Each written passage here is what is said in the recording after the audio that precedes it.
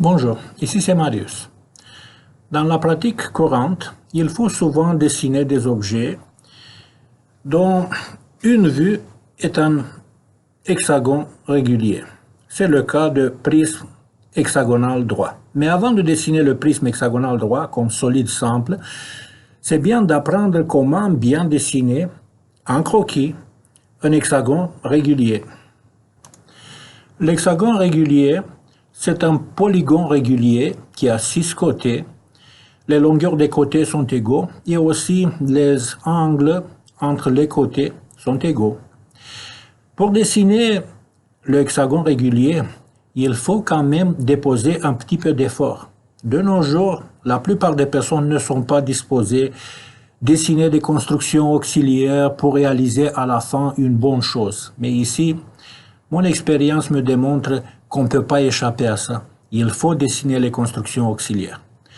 On se rappelle que pour dessiner un cercle, il faut dessiner un carré qui encadre le cercle. Et de plus, il faut dessiner des diagonales pour trouver d'autres 4 points qui vont m'aider à dessiner bien le cercle.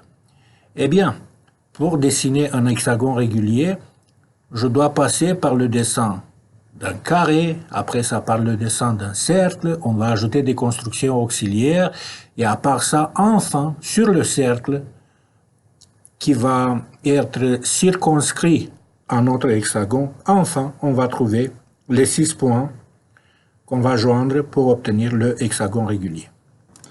Pour faciliter notre travail, on se propose de prendre pour la distance entre ces deux sommets opposés du hexagone, ça veut dire du diamètre du cercle qui sera circonscrit à l'hexagone, ça veut dire pour le carré qui va encadrer le cercle, une distance de 16 cases. Je répète, pour faciliter le travail.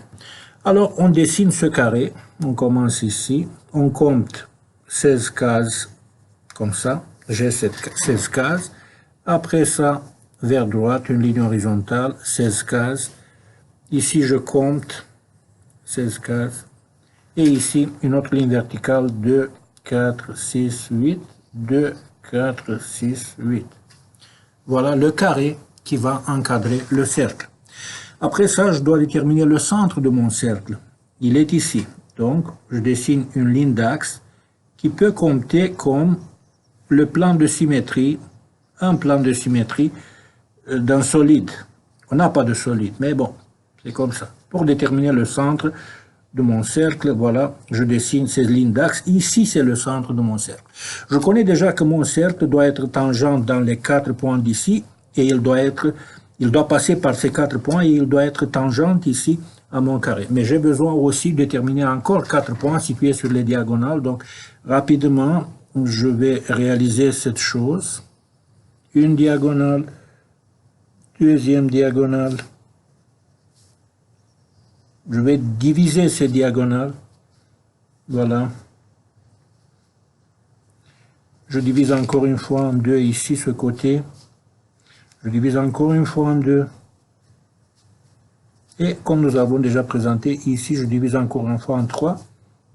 Et le segment le plus long, c'est par là-bas que va passer mon cercle.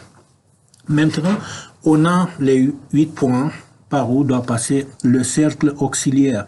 Donc, on commence ici, on regarde vers le point suivant, on connaît la trajectoire, on continue notre cercle de haut en bas, tangente ici, il passe et tangente ici.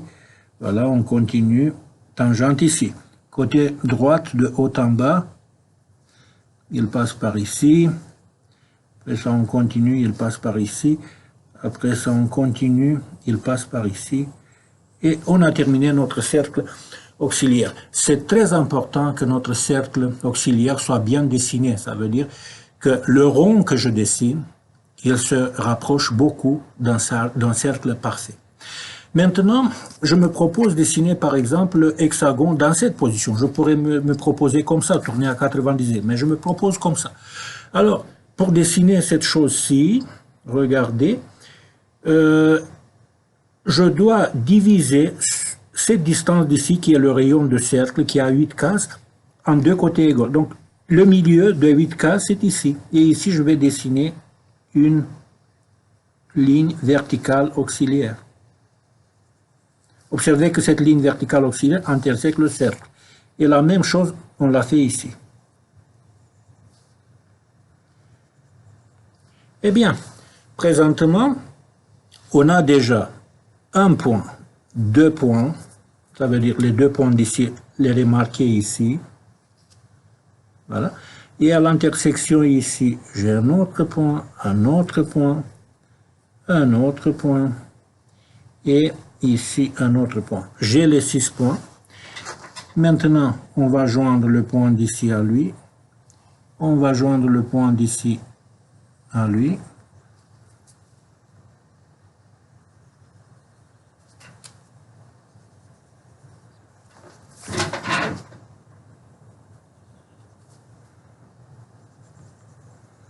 Voilà le hexagone régulier. Et pour mieux le voir, en laissant les lignes de construction sur place, on ne l'efface pas.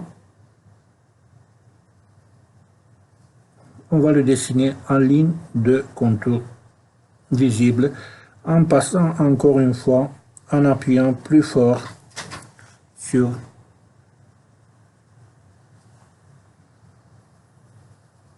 contre le papier. Voilà le hexagone régulier. Les côtes qui nous intéressent, ça pourrait être la distance entre deux côtés parallèles.